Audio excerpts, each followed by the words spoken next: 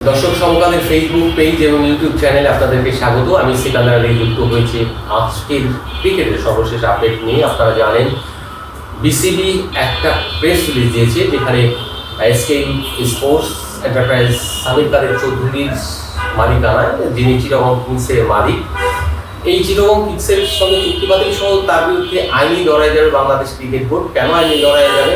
কারণ হচ্ছে যে তার কাছে যে বকেয়া পাবে বাংলাদেশ বাংলাদেশ ক্রিকেট বোর্ড 2012-13 মৌসুমের তিনি যে পরিমাণ বকেয়া রেখেছিলেন, সেখানে $15,50,000, সেই $15,50,000 সঙ্গে 2025 সালের একাদশ বিপিএলও আপনার এখানে যুক্ত হয়েছে কিছু বকেয়া, হোটেল ভাড়া থেকে শুরু করে সবকিছু মিলিয়ে আসলে বিরাট অঙ্কের টাকা। সেটা হচ্ছে যে $37,82,156।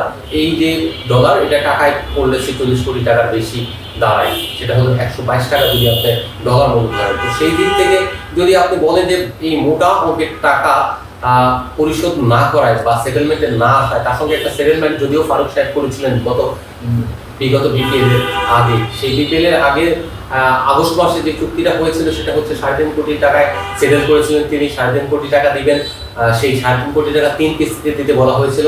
অক্টোবরের 20 তারিখ, সেপ্টেম্বর থেকে, মূলত সেপ্টেম্বরের 20 তারিখ, অক্টোবরের 20 তারিখ, নভেম্বরের 20 তারিখ, এই যে প্রত্যেকটা সময়ই আপনাকে বলা হয়েছিল এই কার্ডেল যেটা বলে, সেই ডেটে আপনি কিন্তু পরিশোধ করেনি 1 টাকাও। উল্টো বিপিএল খেলে আর দেনা রেখে গেছেন। শুধু তাই নয়, তিনি দুর্নামকৃত কম করেন, তার কারণে বাংলাদেশ ক্রিকেটের ব্যাপক ক্ষতি হয়ে গেছে এবং চিটাগং কিংস এবং রাজশাহীর কারণে কিন্তু অনেক কিছুই হয়েছে যেটা মিডিয়াতে আপনারা দেখেছেন। তো সেই জায়গা থেকে বাংলাদেশ ক্রিকেট বোর্ড মনে করেছে তাদের সঙ্গে আর কোনো কিছুই কন্টিনিউ করার মতো নয়, যেটা হচ্ছে যে এই টাকাগুলি বা বকেয়া পরিশোধের জন্য আদালতের শরণাপন্ন হওয়াই ভালো, যেহেতু উনি আরবিট্রেশনের কোনো কিছু মানেননি।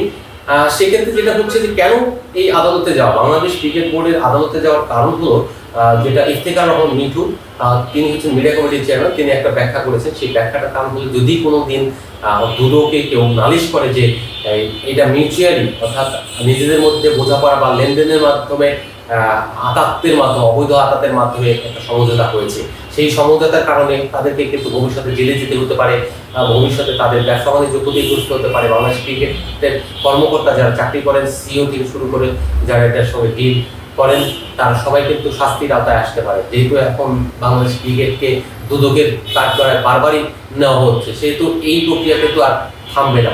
ভবিষ্যতে দুর্নীতি হোক বা না হোক, এরকম মানে যেই আসবে সেই কিন্তু সুযোগ নেওয়ার চেষ্টা করবে, যে কাউকে ডিস্টার্ব করার চেষ্টা করবে দুদকে নাম দিয়ে, নানা কোনো তথ্য দিয়ে কিংবা সত্য মিথ্যা সব দিক দিয়ে।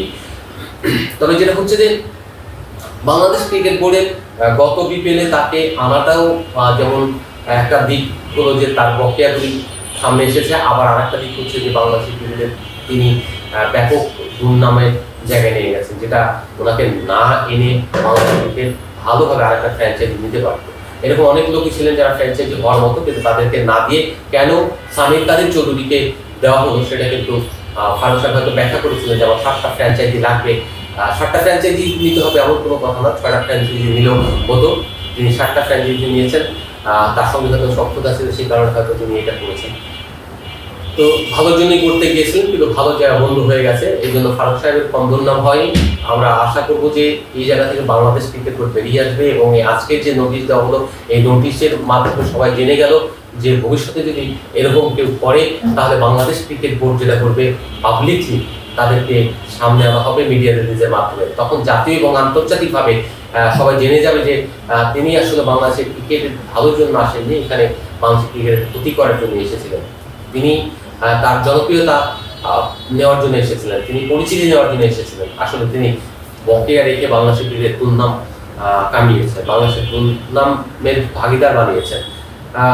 এই জায়গা থেকে তিনি কয়েকদিন আগে একটা সংবাদ সম্মেলনে বলেছিলেন সামির কাদের চৌধুরী যে বাংলাদেশ ক্রিকেট বোর্ড যে বকেয়ার কথা বলছে সেটা আসলে সঠিক না, বিভ্রান্তিমূলক আসলে কিছুই না। বাংলাদেশ ক্রিকেট বোর্ড যে নথি দিয়েছে, যে লিগ্যাল নোটিশ দিয়েছে, সেটা 100% অথেন্টিক এবং এই নোটিশটা কিন্তু আমাদের কাছে সমকালের কাছে ছিল এবং সমকাল কিন্তু একটা রিপোর্ট করেছিল কিছুদিন আগে। সেটা হলো যে সামির কাদের চৌধুরী এসকে স্পোর্টসের কাছে 46 কোটি টাকা বকেয়া চেয়েছে বাংলাদেশ ক্রিকেট বোর্ড সুদে আসলে।